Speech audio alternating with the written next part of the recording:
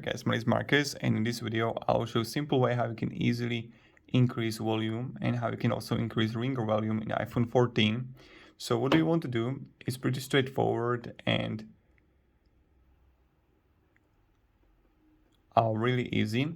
You want to go to settings, and here you want to have sounds and haptics, and here you're gonna have a ringtone and alert volume.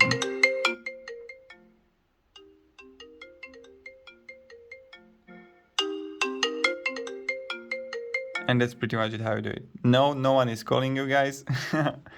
But yeah, this is how you can increase your volume. Of course, when you're watching a YouTube video, you can go on the left side, you see these two buttons, and this is how you can also increase volume. So thank you very much guys for watching, and have a great day, and goodbye. See ya.